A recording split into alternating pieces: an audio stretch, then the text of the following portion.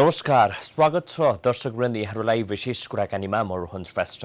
यो विशेष कुराकानीको यो श्रृङ्खलामा अहिलेको यो 3 बजेको यो श्रृङ्खलामा हामीले विशेषतः पछिल्लो समय मुलुक कोरोना भाइरसको कारणले गर्दाखेरि आक्रान्त बनिरहेको छ। थुप्रै 65 जना अहिलेसम्म रेकर्डेड स्वास्थ्य मन्त्रालयले आधिकारिक रूपमा जारी गरेको विज्ञप्ति अनुसार अथवा उसले दिएको जानकारी अनुसार अहिलेसम्म 65 जनाको मृत्यु भइसकेको छ। यद्यपि विभिन्न ठाउँमा पाटनमै पनि पाटन अस्पतालमै पनि एकजनाको मृत्यु भन्ने खबरहरू आइरहेको छ। यद्यपि ती खबरहरू भने अबको 4 बजे नियमित रूपमा स्वास्थ्य मन्त्रालयले गर्ने पत्रकार सम्मेलन मार्फत पुष्टि हुने नै छ। यति बेला कोरोनाको कहर देशमा पर्सेको छ। विगत लामो समयको लकडाउन अनि लकडाउनलाई खुकुलो बनाइसकेको अवस्था र लकडाउन हटिसकेपछि अहिले आएर फेरि यो कोरोनाले महामारीको रूप लिन थालेको छ। मुलुकको विभिन्न स्थानहरू काठमाडौँ उपत्यका लगायत मुलुकको विभिन्न स्थानहरू यति बेला कोरोना महामारीको चपेटामा परेको छ। कोरोना महामारीले आतंकित बनाइरहेको छ।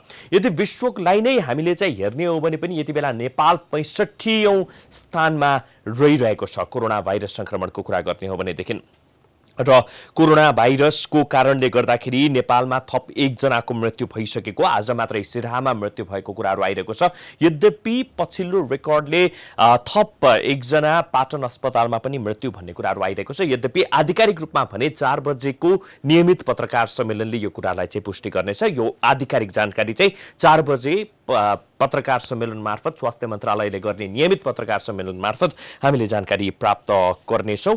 दर्शकवृन्द, हामीले यहाँलाई पनि जानकारी गराउनेछौँ र पछिल्लो अपडेट यहाँहरूमाझ राख्ने हो भनेदेखि 65 जनाको मृत्यु भइसकेको अवस्था रहेको छ र यति बेला आइसोलेसनमा 6296 जना आइसोलेसनमा रहिरहेका छन् भनेदेखि संक्रमण देखिएका 21750 मा संक्रमण देखिएको अवस्था रहेको छ र त्यस्तै गरेर यति बेला क्वारेन्टाइनमा रहेकाहरू चाहिँ 9470 जना क्वारेन्टाइनमा रहिरहेको अवस्था रहेको छ भनेदेखि आइसोलेसनमा 6296 जना रहिरहेका छन् र त्यस्तै गरेर कोरोना भाइरस संक्रमित निको भएर घर फर्किने पनि राम्रै नम्बर रहेको छ। त्यो नम्बर क्याल्कुलेट गर्ने हो भने 15389 जना निको भइसकेको अवस्था रहेको छ र हामीले नियमित रूपमा विभिन्न ठाउँहरूमा हाम्रा संवाददाताहरूसँग कुराकानी गरिरहेका छौँ। यति बेला हाम्रा मोरङ संवाददाता कुमार खड्का यति बेला हाम्रो टेलिफोन सम्पर्कमा हुनुहुन्छ।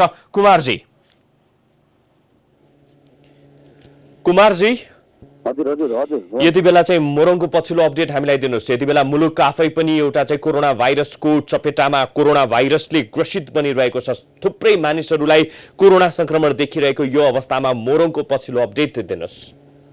मोरङमा पछिल्लो अवस्थामा चाहिँ कोरोना संक्रमण चाहिँ समुदाय स्तरमा फैलिएको अवस्था छ, जसको कारण मोरङ जिल्लाका 17 स्थानीय तहहरूमध्ये 10 स्थानीय तहमा चाहिँ अहिले दोस्रो चरणको लकडाउन भएको अवस्था छ। आज पनि केही स्थानीय तहहरूले लकडाउन घोषणा गरिरहेका छन्, जसमा चाहिँ विराटनगर महानगरपालिका, त्यस्तै रङ्गेली सुन्दरसी नगरपालिका, केराबारी गाउँपालिका, पथरी शनिश्चरी नगरपालिका, बेलबारी नगरपालिका, विराटचोक नगरपालिका यिनीहरूले चाहिँ लकडाउन गरिसकेको अवस्था छ। अन्य स्थानीय तहहरूमा पनि अहिले दोस्रो चरणको लकडाउन हुने, आज बेलुका रातिदेखि कतिपय स्थानीय तहहरूले चाहिँ लकडाउन घोषणा गर्ने भन्ने हामीले जानकारी पाएका छौँ। हजुर, त्यस्तै गरेर चाहिँ पछिल्लो अपडेट गराउनु पर्दाखेरि चाहिँ कतिजनामा कोरोना संक्रमण देखिएको छ र त्यस्तै गरेर चाहिँ मोरङमा मृत्युको संख्या त्यस्तो केही छ भनेदेखि हाम्रा दर्शकहरूको लागि मोरङमा अहिलेसम्म कोरोना संक्रमणबाट 4 जना व्यक्तिहरूको चाहिँ मृत्यु भइसकेको छ, जसमा 2 जना विराटनगर महानगरपालिकाका हुनुहुन्छ, त्यस्तै गरी 1 जना सुनवर्सी नगरपालिका र अर्को 1 जना रङ्गेली नगरपालिकाका व्यक्तिहरू, 4 जनाको चाहिँ अहिलेसम्म मृत्यु भइसकेको अवस्था छ।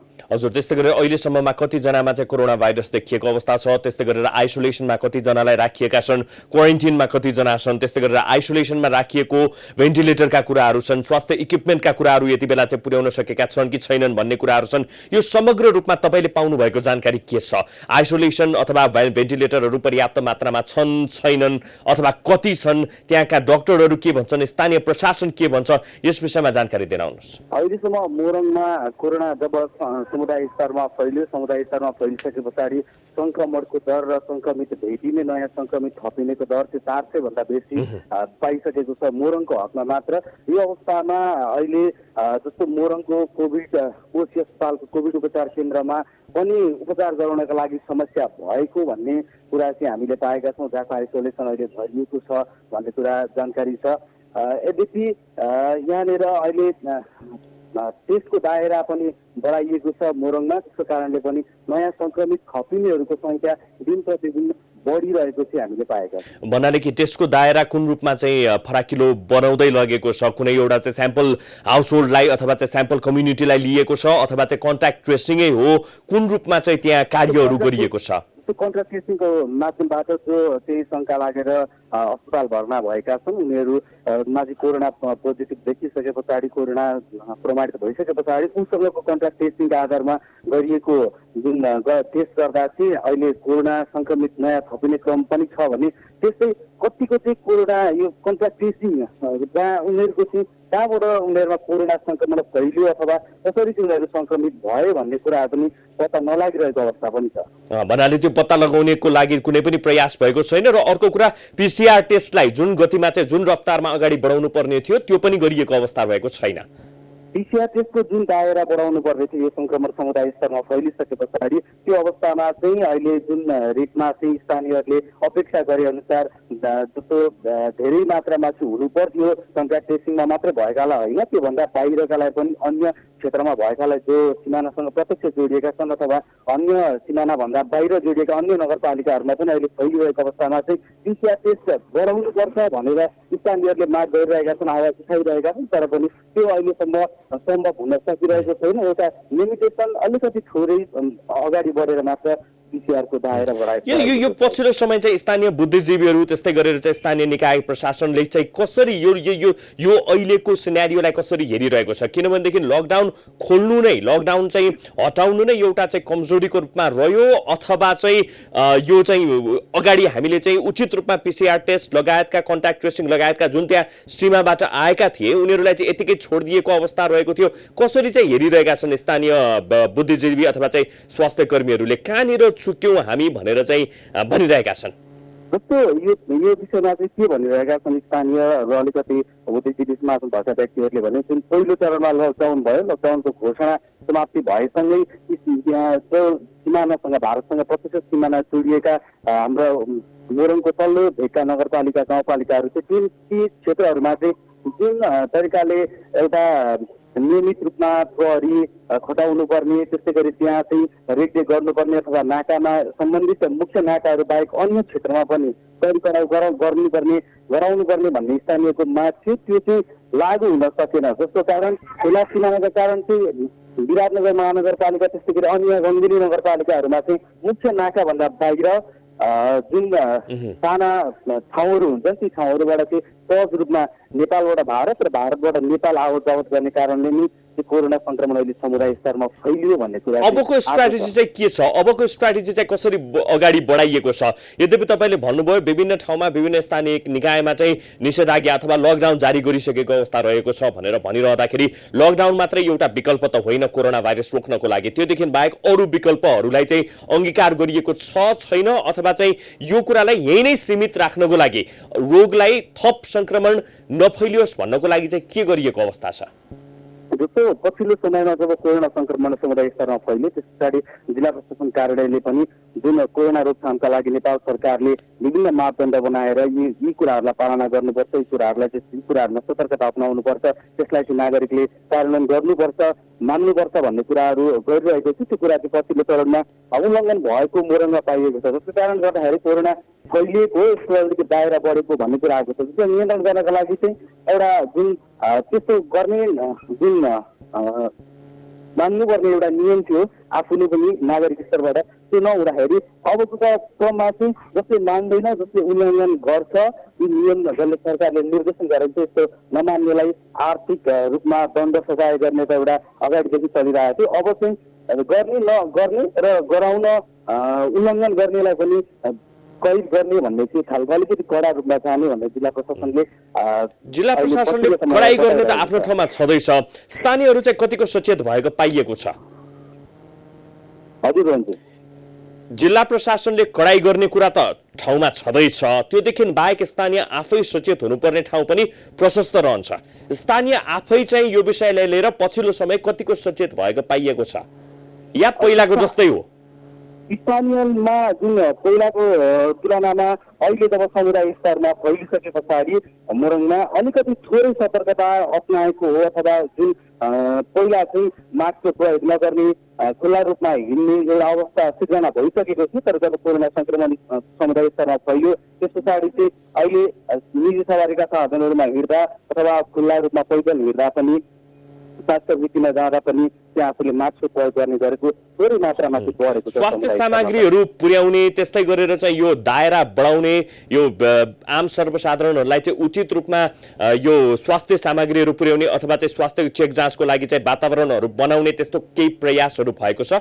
किनभनेदेखि केन्द्र र प्रदेश हुँदै स्थानीय तहसम्म चाहिँ थुप्रै अमाउन्ट, ठुलो धनराशि चाहिँ यही कोरोनाको लागि गइसकेको छ भन्ने कुराहरू बाहिर आइरहँदाखेरि कस्तो किसिमको पछिल्लो अब यो लकडाउनै लगाएको अथवा चाहिँ यो कोरोना भाइरस नेपालमा संक्रमण भएको त लामो समय भइसकेको छ भन्दा फेरि अहिलेसम्म तात्विक रूपमा त्यस्तो केही भिन्नता देख्न पाइएको छ यो अवधिमा? जस्तो जुन एउटा अस्पतालमा चाहिँ शङ्कास्पद त्यस्ता बिरामीहरू आयो अथवा बिरामीको स्वब टेस्ट गर्नु पर्यो भने जुन एउटा पिसिआर टेस्ट गर्दाखेरि पिपीका कुराहरू भयो, अरू इक्विपमेन्टका कुराहरू भयो, ती चाहिँ एउटा साधारण जसले अब आइसोलेसनमा बस्ने बिरामी नै भए होइन, आइसोलेसनमा बस्नको लागि उचित प्रबन्ध, यो त यो यावत आधारभूत कुराहरू हो जुन चाहिँ स्थानीय प्रशासनले गर्नुपर्ने हुन्छ भन्दाखेरि त्यो गरिएको पाइएको छ अथवा छैन? त्यो गरिएको छ, तर त्यसको जुन मात्रामा गरिनु पर्थ्यो अथवा त्यसलाई अझै बढाएर लिएर जानु पर्थ्यो यो कोरोना समुदाय स्तरमा आइसक्दा फेरिको अवस्थामा, तर त्यसलाई चाहिँ बढाएर लगेको छैन। जुन अवस्थामा पहिला थियो त्यही अवस्थामा अहिले पनि छ। हजुर कुमारजी, जानकारीको लागि धन्यवाद। हामी पलपलको अपडेट तपाईसँग लिने प्रयास गर्ने नै छौँ। हाम्रा संवाददाता कुमार खड्का, मोरङ संवाददाता कुमार खड्का हाम्रो प्रत्यक्ष टेलिफोन सम्पर्कमा हुनुहुन्छ। लकडाउन नेपालमा चैत्रको पहिलो दोस्रो साताबाट लकडाउन सुरु भएको हो। त्यति बेलाको रेसियो र अहिलेको रेसियोमा धेरै अन्तर आइसकेको छ। यद्यपि स्थानीय प्रशासनले, प्रदेश सरकारहरूले कोरोना भाइरसको प्रकोपलाई, कोरोना भाइरसको यो महामारीलाई ध्यान दिँदै आम सर्वसाधारणलाई कुन रूपमा कसरी चाहिँ बचाउने हो भन्नेतर्फ यो लामो समय भइसक्दा पनि, ठुलो धनराशि खर्च भइसक्दा पनि उचित रूपमा ध्यान दिन सकिएको छैन भनेर एउटा उदाहरण पेश गर्नुभयो मोरङलाई ब्याकड्रपमा राखेर, मोरङलाई जगमा राखेर हाम्रा संवाददाता कुमार खड्काले, जहाँ यति बेला 4 जनाको मृत्यु भइसकेको छ। कुनै ठाउँमा 4 जना, कुनै ठाउँमा 5 जना, कुनै ठाउँमा 2 जना, कुनै ठाउँमा 1 जना हुँदै अहिलेको पछिल्लो तथ्याङ्कले 65 जना देखाइसकेको छ। दर्शकवृन्द, 65 जनाले कोरोना भाइरसकै कारणले गर्दाखेरि ज्यान गुमाउन बाध्य भइसकेका छन्। त्यही पनि स्थानीय प्रशासन, हाम्रो सरकारले पनि उचित ध्यान दिन सकिरहेको छैन। अझ त्यसमाथि पनि सरकारले त गर्न सकेको छैन, त्यसमाथि हामी आफै सर्वसाधारणहरू पनि ध्यान दिन नसकेका हौँ कि भन्ने जस्तो चाहिँ यति बेला बुझाइरहिरहेको छ। किनभने मास्कको प्रयोग गर्नेदेखि लिएर, ह्यान्ड सेनिटाइज गर्ने कुराहरूदेखि लिएर, साबुन पानीले हात धुने कुराहरूदेखि लिएर, छोटो समयकै लागि भए पनि, आधा घण्टाको ड्युरेसनलाई मात्रै भए पनि घाममा बस्ने कुराहरूलाई लिएर हामीले ध्यान दिन नसकेको कि अझै अस्ति जात्रा पर्वको बेला सुरु भइसकेको छ। यदि काठमाडौँ उपत्यकाकै कुरा गर्ने भने केही समय अगाडि हामीले गाई जात्रा मनायौँ, रातो मच्छिन्द्रनाथलाई रथमा रथारोहण गरिसकेको अवस्था छ।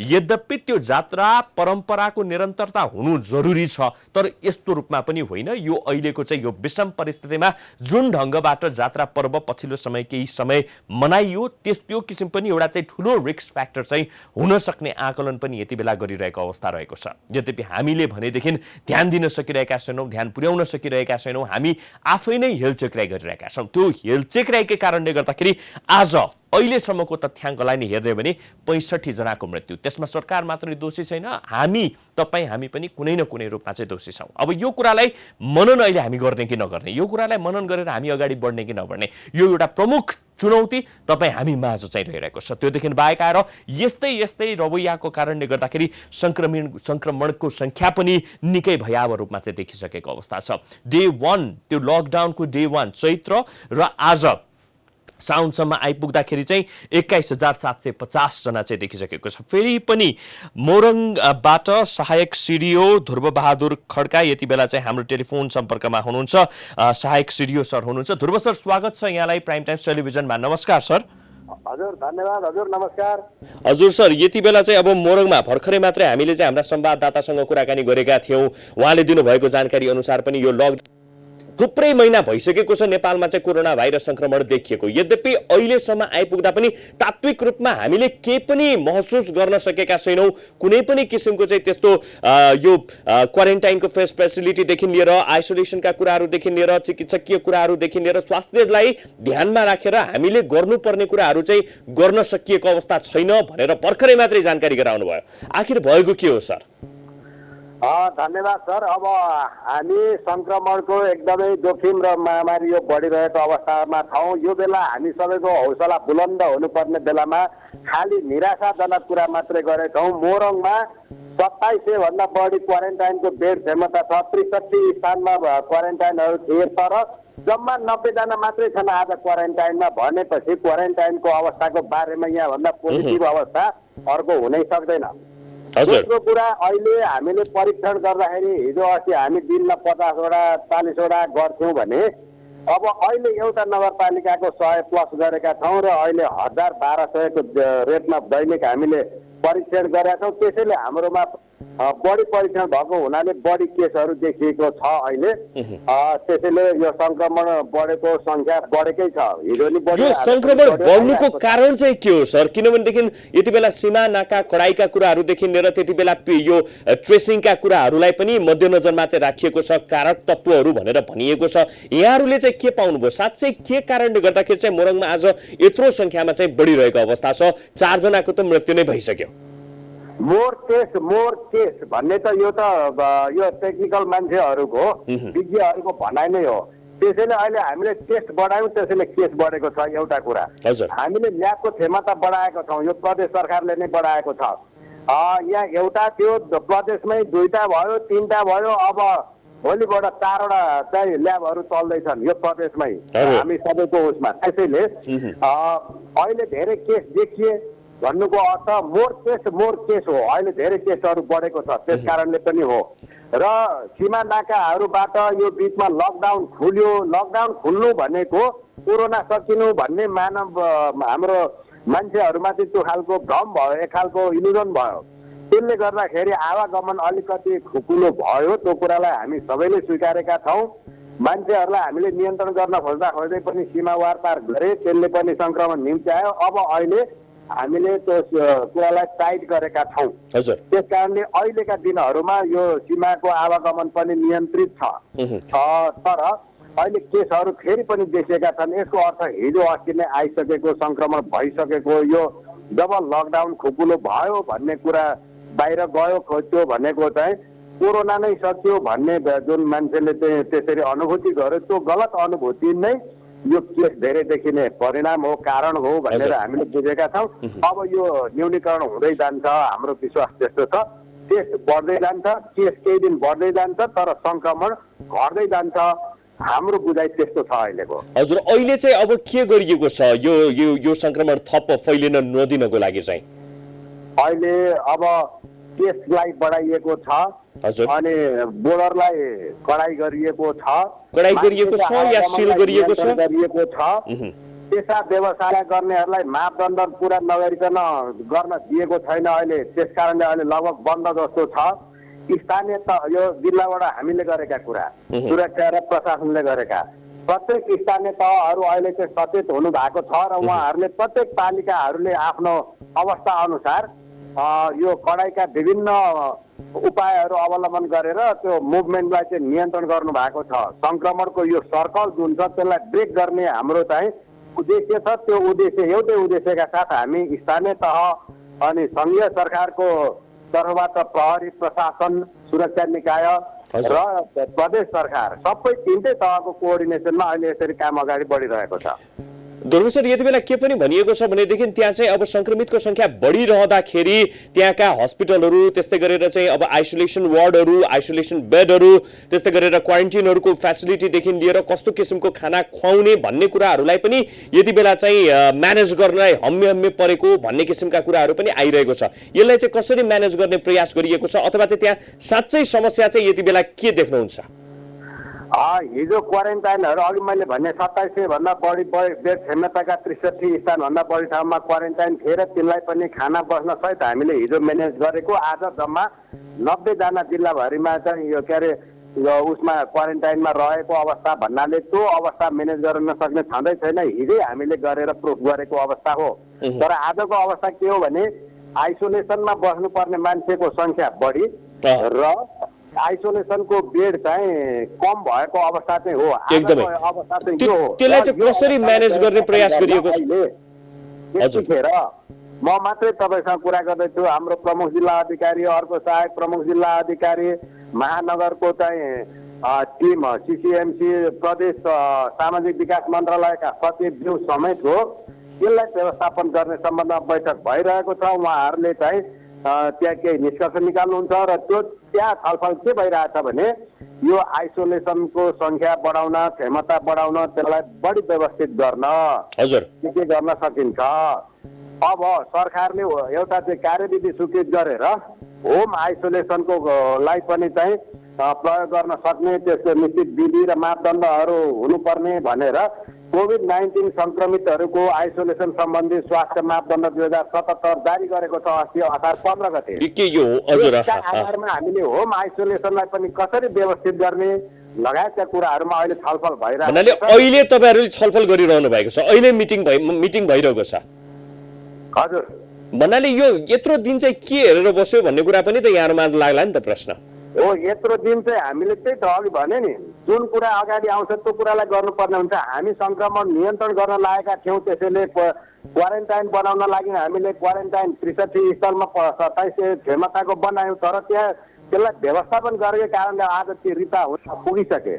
आइसोलेसनमा जान नदिने हाम्रो तयारी थियो, तर जानु पर्यो र आइसोलेसन पनि हाम्रो यहाँ चाहिँ 3 ठाउँमा छँदै थियो। तिनीहरू अहिले ट्याग हुन पुगे र तिनीलाई व्यवस्थापन गर्न हामी अगाडि बढेका हौँ। भन्नाले अब चाहिँ यो होम आइसोलेसनको जुन अवधारणा छ त्यो कुरालाई चाहिँ तपाईहरु अगाडि बढाउँदै हुनुहुन्छ? अहिले बढाउँदैछौँ। यो बिचमा अघि मैले भने हाम्रा चाहिँ अब 4 ठाउँबाट भोलिदेखि टेस्ट सुरु हुँदैछ। आजसम्म 3 ठाउँबाट टेस्ट भइरहेछ। अब यहाँ एउटा पनि थिएन। त्यो अवस्थाबाट यही बिचमा गरे त हो नि यो सबै कुराहरू हामीले। हजुर, धेरै धेरै धन्यवाद जानकारीको लागि। दर्शनमा मोरङका सहायक सिडिओ ध्रुव बहादुर खड्का हाम्रो चाहिँ प्रत्यक्ष टेलिफोन सम्पर्कमा हुनुहुन्थ्यो। उहाँले चाहिँ पछिल्लो अपडेट, पछिल्लो अवस्थामा आइसोलेसन बेडका कुराहरू लिएर, आइसोलेसन वार्डका कुराहरूदेखि लिएर जो चाहिँ कोरोना संक्रमित भइसकेका छन्, किनभने चाप बढ्दो रूपमा छ, उनीहरूलाई चाहिँ प्रपर तरिकाले, उचित तरिकाले चाहिँ हामीले ह्यान्डल गर्न सकिरहेको अवस्था छैन र त्यसको लागि चाहिँ होम आइसोलेसनको पनि एउटा विधि हुन सक्छ। त्यसको चाहिँ सर्टेन मापदण्डहरू पूरा गरेर चाहिँ होम आइसोलेसनमा पनि पठाइन सक्छ लगायतका विषयमा चाहिँ हामीलाई जानकारी गराउनु भयो। यद्यपि तयारी भइरहेको छ भनेर भनिएको छ। आइसोलेसन वार्ड बनाउन सकिएको अवस्था रहेको छैन, आइसोलेसन बेड पुर्याउन सकिएको अवस्था रहेको छैन भन्नाले जो चाहिँ सिभियर कन्डिसनमा अथवा क्रिटिकल कन्डिसनमा चाहिँ साँच्चै नै रहनुहुन्छ उनीहरूको लागि चाहिँ विशेष किसिमको व्यवस्था अथवा भेन्टिलेटर लगायतको सेवा सुविधा भनेको त निकै नै पर रहेको हो कि भन्ने किसिमको चाहिँ एउटा भान पनि हामीले चाहिँ पायौँ। हामीले कुराकानी गरेका थियौँ मोरङका सहायक सिडिओसँग, उहाँ हुनुहुन्थ्यो ध्रुव बहादुर खड्का। र त्योभन्दा अगाडि हामीले हाम्रा मोरङ संवाददाता कुमार खड्कासँग चाहिँ त्यहाँको अपडेट हामीले चाहिँ लिएका थियौँ र यति बेला हामी यहाँको ध्यान सिधा सप्तरीतर्फ आकर्षित गर्दैछौँ। सप्तरीमा पनि यति बेला चाहिँ भयावह स्थिति चाहिँ निम्तिसकेको अवस्था रहेको छ। हाम्रा संवाददाता मनोज माझी हुनुहुन्छ। मनोजजी, सप्तरीको अपडेट हामीलाई गराउनुहोस्। यति बेला हामी निकै नै विषम परिस्थितिमा छौँ सिङ्गो मुलुक। सप्तरीको पछिल्लो अपडेट हाम्रा दर्शकहरूको लागि। रोहनजी, खास गरेर अन्य जिल्ला जस्तै सप्तरीमा पनि यो कोरोनाको जोखिम निकै बढ्दै गएको अवस्था छ र आजको मितिसम्म सप्तरीमा 558 जना संक्रमितको संख्या पुगेको अवस्था छ र यसैबीच त्यो कोरोनाको जोखिमलाई ध्यानमा राख्दै सप्तरी प्रशासनले गत साउन 8 गतेदेखि नै सप्तरी जिल्लाभरि निषेधाज्ञा गरेको अवस्था छ र आज पनि सप्तरीका प्रमुख बजारहरू सुनसान रहेको छ र विशेष गरेर अहिले एउटा गजेन्द्र नारायण सिंह सगरमाथा अञ्चल अस्पताल जुन सप्तरी सदरमुकाम राजविराजमा रहेको छ त्यहाँका हिजो 4 जना स्वास्थ्यकर्मीहरू संक्रमित भएर र 7 दिनको अवधिमा 34 जना सगरमाथा गजेन्द्र नारायण सिंह सगरमाथा अञ्चल अस्पतालको 4 जना चिकित्सक सहित 34 जना स्वास्थ्यकर्मीहरू संक्रमित भएपछि आज बिहानैदेखि सो अस्पतालको सेवाहरू, आकस्मिक सेवा लगायतका अन्य सेवाहरू ठप्प रहेको अवस्था छ र कोरोनाको जोखिम र त्रास चाहिँ सप्तरी जिल्लाभरि नै फैलिएको अवस्था छ रोहनजी। हजुर, यति बेला चाहिँ के एउटा निषेधाज्ञा त्यस्तै गरेर लकडाउन मात्रै हो स्थानीय प्रशासनले चाहिँ यो कोरोना भाइरस विरुद्ध लड्नको लागि अथवा संक्रमण बढाउन नदिनको लागि उठाइएको कदम, अथवा त्योदेखि बाहेक पनि अरू पनि छन्? किनभने यति बेला PCR टेस्टकै कुराहरू छ, कन्ट्याक्ट ट्रेसिङका कुराहरू छ, टेस्टका कुराहरू छ, ट्रेसका कुराहरू छ, त्योदेखि बाहेक आएर आइसोलेसन बेडदेखि लिएर आइसोलेसन वार्डदेखि लिएर समग्र रूपमा स्वास्थ्य क्षेत्रलाई पनि चुस्त दुरुस्त बनाउनु पर्ने बाध्यात्मक परिस्थिति हामी माझ रहिरहँदाखेरि स्थानीय प्रशासनले चाहिँ कुन रूपमा यी सबै कुराहरूलाई अगाडि बढाइरहेको छ, यस विषयमा अलिकति जानकारी गराइदिनुहोस् मनोजजी। खास गरेर यो सप्तरीमा समुदाय स्तरमा कोरोना संक्रमण फैल्ने अवस्था देखेपछि स्थानीय प्रशासनले निषेधाज्ञा जारी गरेको अवस्था छ र निषेधाज्ञा जारी गरे सँगसँगै नाका क्षेत्रहरूमा जहाँबाट घर फर्किनेहरूको संख्या पनि बढिरहेको अवस्था थियो, नाका क्षेत्रहरूमा पनि कडा निगरानी गरिएको अवस्था छ र स्वास्थ्यसँग जोडिएको विषयको सन्दर्भमा चर्चा गर्नुपर्दा एउटा PCR मेसिन यहाँ गजेन्द्र नारायण सिंह अस्पतालमा राखिएको छ र एउटाले चाहिँ समस्या भइरहेको छ। समाजमा जुन किसिमले कोरोना संक्रमणको गति बढेको छ त्यो एउटा PCR ले नपुग्ने भएको स्वास्थ्यकर्मीहरूले बताइरहँदा थप एउटा PCR मेसिन 2-4 दिनमै प्रदेश सरकारबाट आउने जानकारी गराइएको छ र विशेष गरेर अहिले स्वास्थ्यकर्मीहरू स्वयं आफै संक्रमित हुन थालेपछि एउटा त्रास फैलिएको छ र स्वास्थ्यकर्मीहरू पनि आवश्यक सुरक्षा सामग्रीहरू, किटहरू, उपकरणहरू थप उपलब्ध गराइदिनु पर्यो, जनशक्ति उपलब्ध गराइदिनु पर्यो लगायतका माग राखेर सम्बन्धित निकायमा पहल गरिरहेको अवस्था छ। हजुर मनोज, यो यति बेला चाहिँ कोरोना संक्रमितको संख्या बढ्दै जाँदाखेरि केही समय अगाडि अथवा चाहिँ पहिलो लकडाउनको फेज भनेर भनौँ, त्यति बेला पनि भारतबाट आउने बाहिरबाट आउनेहरूलाई चाहिँ यसरी नै क्वारेन्टाइनमा राखिएर क्वारेन्टाइनमा राखिसके पश्चात चाहिँ उनीहरूलाई ठिक छ भनिसकेपछि मात्रै घर पठाइएको अवस्था रहेको थियो। तर अहिले यसरी चाहिँ अचानक समुदाय स्तरमा चाहिँ देखिएको अवस्था छ भन्दाखेरि कारक तत्व चाहिँ केलाई मानिएको छ? पछिल्लो समय भारतबाट आउनेहरूकै कारणले गर्दा हो अथवा चाहिँ यो समाजमा कसरी गयो भन्ने कुराहरूमा चाहिँ केही त्यहाँ विश्लेषण भएको छ अथवा मस्तिष्क मन्थनहरू केही भएका छन्? यस सम्बन्धमा पटक पटक कोभिड-19 सङ्कट व्यवस्थापन समिति जुन गठन भएको छ प्रमुख जिल्ला अधिकारीज्यूको अध्यक्षतामा यो चाहिँ कोरोनाको अहिलेको अवस्थालाई लिएर पटक पटक बैठक बसेर समीक्षा गर्ने के अब गर्नु पर्ला थप काम कारबाहीहरूको सन्दर्भमा निरन्तर रूपमा छलफल भइरहेको हामीलाई जानकारी प्राप्त भएको छ र पछिल्लो समयमा जुन गतिमा सप्तरीमा कोरोनाको संक्रमण बढिरहेको अवस्था छ त्यसको मुख्य कारक तत्त्वको रूपमा जुन सप्तरीको 72 किलोमिटर लामो खुल्ला सीमा छ त्यहाँ अलिकति निगरानीको अभाव भएको हो कि कमी भएको हो कि र जस कारण सप्तरी प्रशासनले भारतबाट आउने व्यक्तिहरूको लागि घर फर्किनेहरूको लागि एउटा आधिकारिक नाकाको रूपमा कुनौली नाकालाई तोकेको थियो। यद्यपि खुल्ला सीमाको फाइदा उठाउँदै विभिन्न नाका हुँदै लुकेर पनि कतिपय मान्छेहरू भारतबाट घर फर्केको अवस्था छ र तिनै व्यक्तिहरूबाट बढी जोखिम देखिएको यो समुदायमा फैलिएको भन्ने कुराहरू चर्चामा छ र यस सन्दर्भमा अहिले चाहिँ सप्तरी जिल्लाको जुन नाकाहरू छ त्यहाँ 55वटा प्रहरीको पोस्ट खडा गरी निगरानीलाई कडा गरिएको अवस्था छ रोहनजी। 55वटा चेकपोस्टहरू खडा गरिएको अवस्था छ अहिले चाहिँ र त्यहाँ निगरानी बढाइएको छ। त्यहाँ सशस्त्र प्रहरी नेपाल प्रहरी संयुक्त रूपमा निगरानी गर्ने गस्ती गर्ने काम चाहिँ आइसोलेसन वार्डहरू त्यस्तै गरेर आइसोलेसन बेडहरू र चाहिँ जो चाहिँ संक्रमित भएका छन् उनीहरूलाई चाहिँ उचित रूपमा स्वास्थ्य सेवा उपलब्ध गराउने प्रयासहरूको विषयमा यहाँले केही जानकारी लिनुभएको छ अथवा चाहिँ यहाँसम्म केही जानकारी आइपुगेको छ? आइसोलेसनको सन्दर्भमा मैले केही बेर अघि पनि जिल्ला स्वास्थ्य कार्यालयका प्रमुख दुनियालाल यादवजीसँग जानकारी लिएको थिएँ।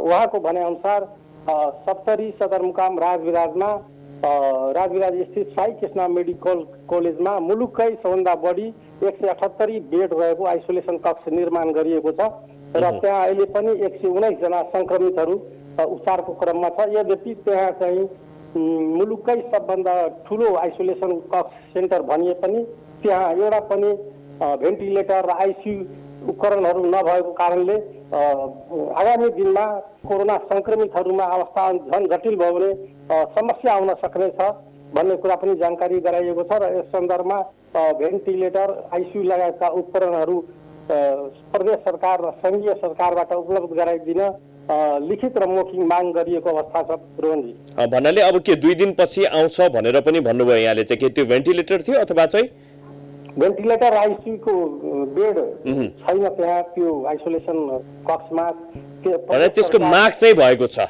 माग लिखित र मौखिक दुटै हामीले गरिसकेका छौँ र छिट्टै उपलब्ध गराउने आश्वासन पाइएको भनी जिल्ला स्वास्थ्य कार्यालयका प्रमुख दुनियालाल यादवले जानकारी दिनुभएको छ रोहनजी। भन्नाले यो हामी तयारी अवस्थामा नै नरहेको चाहिँ देखियो होइन यसलाई चाहिँ हामीले सिरियसली लिएकै थिएनौँ रहेछ भन्ने पनि बुझ्यो त्यहाँको चाहिँ काम गराई रवैयालाई देखेर चाहिँ खास गरेर यो कोरोना संक्रमणको अवस्था र पूर्व तयारी र यस किसिमले समुदायमा फैलिन्छ भन्ने एउटा पूर्व अनुमान र आकलन नगरेको अवस्थाका कारण यस्तो अहिले समस्या देखा परेको हो र अब समस्या आइसकेपछि यसलाई कसरी सामना गर्ने यो चुनौतीहरूलाई कसरी पन्छाउने भन्ने सन्दर्भमा स्थानीय प्रशासन र स्वास्थ्यसँग सम्बन्धित प्रमुखहरू गम्भीर भएको अवस्था छ। यद्यपि यिनीहरूले बजेटको अभाव छ जनशक्तिको अभाव छ त्यो गुनासो भने गरिरहेको अवस्था छ रोहनजी। यो बजेटको के कति गएको छ यस विषयमा केही जानकारी आएको छ?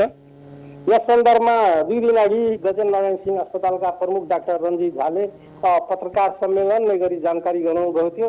केन्द्र र प्रदेश सरकारबाट गरी 3 करोड 50 लाख रुपियाँ जति रकम कोरोना व्यवस्थापनको लागि प्राप्त भएको थियो र त्यो रकमहरू क्वारेन्टाइन व्यवस्थापन आइसोलेसन व्यवस्थापन लगायतका र उपकरणहरू केही खरिदमा सकिएको छ र थप बजेटको लागि चाहिँ माग भइरहेको अवस्था छ रोहनजी। हजुर जानकारीको लागि धन्यवाद मनोजजी। दर्शक उहाँथे हाम्रा सप्तरी संवाददाता मनोज माझी हुनुहुन्थ्यो हामीलाई सप्तरीको पछिल्लो अपडेट गराउँदै र सप्तरीमा पनि यति बेला चाहिँ भयावह स्थिति सृजना भइसकेको अवस्था रहेको छ। सरकारद्वारा स्थानीय प्रशासनद्वारा त्यहाँ पनि निषेधाज्ञा जारी भइसकेको अवस्था छ। लकडाउन विभिन्न निकायहरूमा लकडाउन पनि गरिसकेको अवस्था रहेको छ। विभिन्न स्थानीय तहहरूमा चाहिँ लकडाउन पनि गरिसकेको अवस्था छ। स्थिति झन्झन जटिल बन्दै गएको छ। यद्यपि यस्तो यो जटिलताको बीच पनि हामी हरेस नखाइकन चाहिँ एकले अर्कालाई सपोर्ट गर्दै अगाडि बढ्यौँ भनेदेखि एकले अर्कालाई हातमा हात हाल्दै सपोर्ट गर्दै अगाडि बढ्यौँ भनेदेखि पक्कै पनि यो लडाईँ जित्न सक्छौँ भनेर चाहिँ भन्न सक्ने प्रशस्तै आधारहरू छन्। किनभनेदेखि अझै पनि समय घर्किसकेको छैन। तपाईँ हामी आफै नै सचेत भयौँ भने तपाईँ हामी आफै नै सरकारले दिएको मापदण्ड पालना गर्यौँ भनेदेखि इन्टरनेसनल प्र्याक्टिसलाई हेऱ्यौँ भनेदेखि यो लडाईँ सहजै जित्न सक्छौँ भनेर भन्न सक्ने यथेष्ट ठाउँहरू रहिरहेका छन् दर्शकवृन्द। त्यसको लागि हामी आफै सचेत हुनु पर्यो। इम्युनिटी पावर सबैभन्दा पहिला त हामीले प्रधानमन्त्रीको मजाक उडाउँछौँ। प्रधानमन्त्रीले संसदमा भने बेसार पानी खाँदा कोरोनाको निको हुन्छ तर बेसार पानीले कोरोना निको नहोला तर केही हदसम्म भए पनि हामीलाई इम्युन सिस्टम हाम्रो इम्युन पावर बढाउँछ भनेर हामीले विगत लामो समयदेखि धेरै अगाडिदेखि हामीले यो प्र्याक्टिस गरि नै रहेका छौँ। चाहे त्यो जिरा पानी होस्, चाहे त्यो बेसार पानी होस्, चाहे त्यो अदुवा पानी होस्, थुप्रै लसुनदेखि लिएर हरेक कुराहरूमा चाहिँ औषधीय गुण रहन्छ भनेर भनिरहेको छ। त्यही भएर धेरै कुराहरूलाई उडाउनुभन्दा अगाडि पनि केही कुराहरूलाई आत्मसात गर्दै हामी अगाडि बढ्यौँ भनेदेखि पक्कै पनि यो लडाईँ हामीले चाहिँ जित्न सक्छौँ भनेर भन्न सक्ने थुप्रै ठाउँहरू रहेका छन्। त्यस्तै गरेर साबुन पानीले हात धुनेदेखि लिएर स्यानिटाइज आफूले आफूलाई स्यानिटाइज गर्ने कुराहरूदेखि लिएर अलिकति यो विषम परिस्थितिमा हामीले केही मात्रामा मात्रै भए पनि धैर्य धारण गर्यौँ भनेदेखि त्यस्तै गरेर आफ्नो विल पावर बढायो भनेदेखि किनभने साइकियाट्रिस्टहरूले पनि साइकोलोजिस्टहरूले पनि यो कुराहरू भनिरहेका छन् र इन्टरनेसनल प्र्याक्टिसलाई हेर्ने हो भने पनि WHO को रिपोर्टहरू धेरै हदसम्म चाहिँ फेल खाएका होलान्। यद्यपि डाक्टरहरूको कुरालाई मान्ने हो भने र थुप्रै विदेशीदेखि लिएर हाम्रा स्वदेशी दाजुभाइ तथा दिदीबहिनीहरू नै त्यहाँबाट चाहिँ निक्लिरहँदाखेरि चाहिँ यस्ता कुराहरू चाहिँ उहाँले आफ्नो आत्मबल बढाउनको लागि चाहिँ भनेर अपिल गरिरहनु भएको छ। यी कुराहरू चाहिँ हामीले मनन गर्नुपर्ने हुन्छ। यति बेला हामीसँग सप्तरीका सहायक जिल्ला अधिकारी हुनुहुन्छ जयकुमार घिमिरे सर हुनुहुन्छ। जयकुमार सर स्वागत छ यहाँलाई प्राइम टाइम्स टेलिभिजनमा। धन्यवाद। यति बेला सप्तरीको चाहिँ पछिल्लो अपडेट हाम्रा दर्शकहरूको लागि राखिदिनुहोस् सर। अहिले अब क्वारेन्टाइनमा मानिसहरू हुनुहुन्छ। हजुर त्यस्तै चाहिँ आइसोलेसनमा पनि हुनुहुन्छ। आइसोलेसनबाट पनि डिस्चार्ज हुने क्रम जारी रहेको छ। हजुर। आइसोलेसनमा 156 जना हजुर। हुनुहुन्छ। त्यसमा चाहिँ अब डिस्चार्ज भएर घट्ने क्रम पनि जारी रहेको छ। त्यसैले हामीले यो अब समुदायमा नफैलियोस् भनेर 26 गतेसम्मको लागि हामीले निषेधाज्ञा पनि लगाएको अवस्था छ। साथै यो निषेधाज्ञा मात्र एउटा विकल्प हुन्छ कि? किनभने नि सर यति बेला कस्तो पनि भएको छ भने यो त दोस्रो चरणमा हामी प्रवेश गरेका हौँ नि त। विगत लामो समय चाहिँ हामीले लकडाउन त गर्यौँ होइन, तर त्यो लकडाउन भनेको त हामीले त उचित रूपमा भविष्यमा भवितव्य नहोस् भन्नको लागि उचित रूपमा चाहिँ तयारी गर्नुपर्ने बेला थियो त्यो। यद्यपि त्यो बेलालाई चाहिँ हामीले घर्काएर आज चाहिँ यस्तो किसिमको चाहिँ विषम परिस्थितिको चाहिँ सृजना हुनलाई बाध्यात्मक परिस्थिति सृजना भयो। यसलाई कसरी हेर्ने सर? हामी कहाँनिर चुक्यौँ? हामीले के गर्न सकेनौँ? अब यसमा चाहिँ के भयो भनेदेखि अब यो खुला सिमाना छ है। अब सप्तरी जिल्लाकै कुरा गर्ने हो भने 78 किलोमिटरको हामीसँग खुला सिमाना छ। हजुर। यो खुला सिमानाबाट मानिसहरू अब आउने जाने क्रमलाई हामीले अब बाटोघाटोमा त सुरक्षाकर्मीहरूले रोकिरहनु भएकै छ, नियन्त्रण भइराखेकै छ। तर यो खुला सिमाना भएपछि के हुँदो रहेछ भने सबैतिर रोक्न सम्भव हुँदो रहन्छ। त्यसैले गर्दा लुकीचोरी लुकीछिपी आउनेबाट पनि अब यो आएको हुनसक्छ। र त्यस्तै गरेर एकजनाको यहाँ जुन मृत्यु भयो कोरोनाबाट, त्यसले गर्दाखेरि उहाँको सम्पर्कमा आउनेको पनि हामीले कन्ट्याक्ट ट्रेसिङ गऱ्यौँ र PCR परीक्षण गर्दाखेरि केही समुदायका व्यक्तिहरूमा पनि त्यो कोरोना पोजिटिभ देखिएको कारणले गर्दा अब थप फैलिन नदिनलाई हामीले निषेधाज्ञा लागू गरेको हो। र अब यो निषेधाज्ञा हामीले 26 गतेसम्मका लागि लागू गराएका छौँ। त्यसपछिको अवस्था हेरेर हामी हटाउने नहटाउने निर्णय गर्छौँ। र त्यस्तै गरेर चाहिँ यति बेला तपाईँहरूले यो कोरोना संक्रमण फैलिन नदिनको लागि भनेर चाहिँ जस्तो किसिमको चाहिँ कार्यहरूलाई अगाडि सारिरहनु भएको छ, त्यो पर्याप्त छ? आइसोलेसन बेडका कुराहरू रहला, त्यहाँ स्वास्थ्य सामग्रीका कुराहरू रहला, डाक्टरका कुराहरू रहला, नर्सका कुराहरू रहला, यी यावत कुरालाई हेर्ने हो भनेदेखि के पाउनु भएको छ?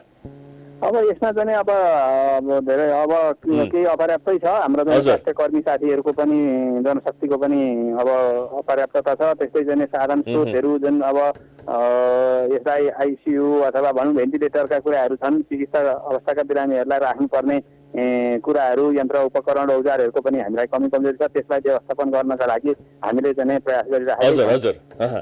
त्यस्तै गरेर चाहिँ यो प्रदेश सरकारसँग अथवा केन्द्र सरकारसँग तपाईँहरूको माग चाहिँ के रहेको छ? अब गर्नुपर्ने कुराहरू चाहिँ के छ? स्थानीयलाई चाहिँ आश्वस्त गर्नको लागि अथवा चाहिँ आइसोलेसनमा बसिरहेका बिरामीहरू, कोरोना भाइरस संक्रमित बिरामीहरूलाई चाहिँ आश्वासन दिनको लागि, आश्वासन नभनौँ कार्यान्वयनै गर्नको लागि भनेर कार्यान्वयन गर्नका लागि हामीले के गर्नुपर्ने छ भने अब चिकित्सा अवस्थामा रहेका बिरामीहरूको लागि भेन्टिलेटर चाहिँ आवश्यक पर्छ है। त्यसका लागि हामीले माग पनि गरिसकेका छौँ र त्यस्तै स्वास्थ्य कर्मीहरूको पनि हजुर माग मात्रै भन्दा पनि खास के कारणले गर्दाखेरि चाहिँ त्यो पुग्न सकेन भन्ने कुरा चाहिँ होला? होइन त्यही त अब यो जुनसुकै बेला पनि अवस्था भयानक हुन सक्छ अथवा चिकित्सा अवस्थाका बिरामीहरूलाई यहाँनिर राख्नका लागि त कमसेकम पनि भेन्टिलेटरमा राख्नुपर्ने अवस्थाको बिरामी हुँदा त यहाँ राख्न सक्नु पर्छ। त्यो सुविधा छैन यहाँ। त्यो सुविधा नभएको कारणले तुरुन्तै पनि हामीले चाहिँ केही बेडहरू चाहिँ भेन्टिलेटर सञ्चालन गर्नुपर्ने अवस्था हुन आयो भनेदेखि त्यो गर्नुपर्ने अवस्था भएको हुँदा त्यसलाई चाहिँ हामीले अनुरोध गरेका हौँ। र त्यस्तै गरेर अब अहिलेलाई चाहिँ तत्काल रूपमा PCR टेस्टलाई चाहिँ कस्तो कुन रूपमा चाहिँ बढाइएको अवस्था रहेको छ सर? PCR टेस्ट हामीले चाहिँ एकदमै गरिराखेकै छौँ। PCR टेस्टहरूको सङ्ख्या पनि हामीले बढाएका छौँ। हामीले दैनिक रूपमा PCR चाहिँ पनि हाम्रो टेस्ट हुन्छ र यहाँ चाहिँ धान्न अवस्थामा हामीले धरान विराटनगरमा पनि पठाएर समुदाय स्तरमा कन्ट्याक्ट ट्रेसिङ गरेर सङ्क्रमितहरूको यात्रा विवरण कन्ट्याक्ट ट्रेसिङका कुराहरू गरेर हामीले PCR को दायरा परीक्षणको दायरा पनि बढाइराखेका छौँ। हजुर जानकारीको लागि धन्यवाद सर।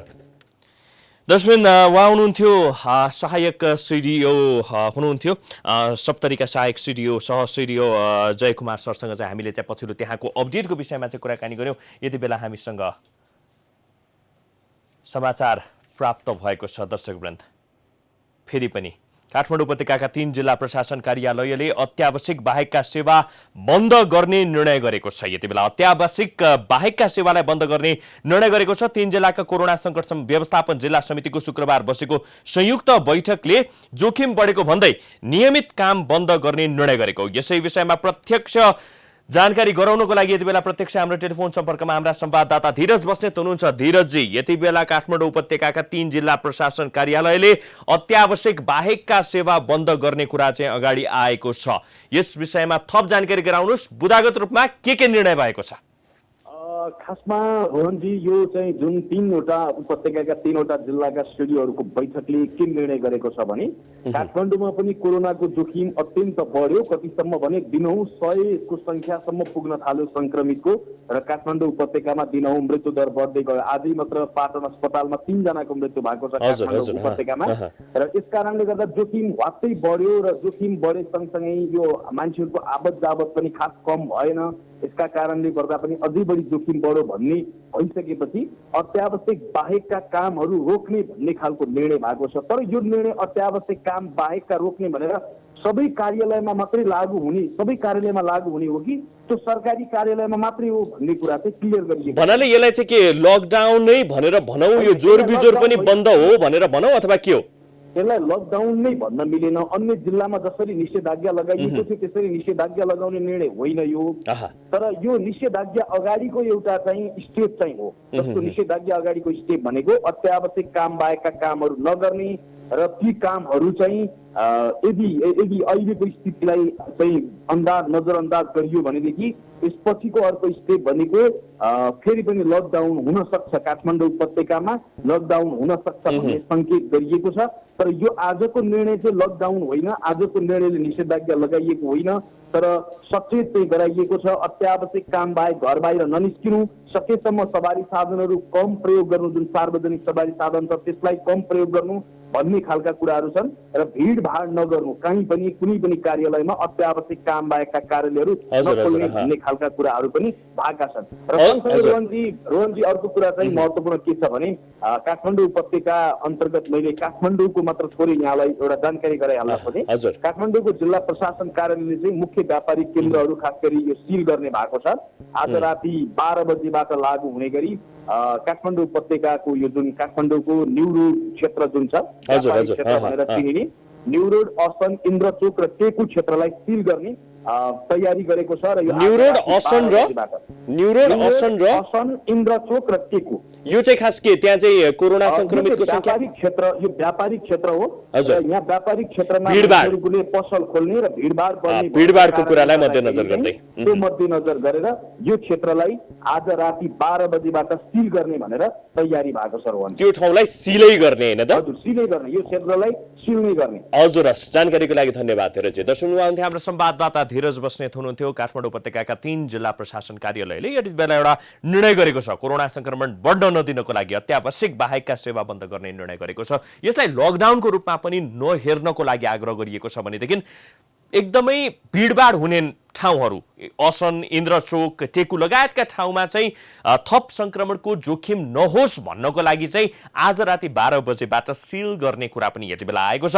यसरी हामी निरन्तर रूपमा यो कोरोना भाइरस विरुद्ध, यो कोरोनाको कहरमा हामी रहिरहेका छौँ र यहाँहरूलाई हामी पल पलका अपडेटहरू राखि नै रहेका छौँ। देशका हरेक कुनाबाट, देशका हरेक स्थानीय निकायबाट, देशका हरेक जिल्लाबाट, देशका हरेक प्रदेशबाट हामीले यहाँलाई पल पलको अपडेटहरू यसरी नै निरन्तर रूपमा राखि नै रहनेछौँ। त्यसको सिलसिला निरन्तर रूपमा जारी नै छ। हामी आउने बुलेटिनहरूमा पनि यहाँहरूमा आज हाम्रो पछिल्लो अपडेट, मुलुकको समग्र अवस्थालाई लिएर पछिल्लो अपडेटहरू राख्ने नै छौँ। हेर्दै रहनुहोला प्राइम टाइम्स टेलिभिजन। नमस्कार।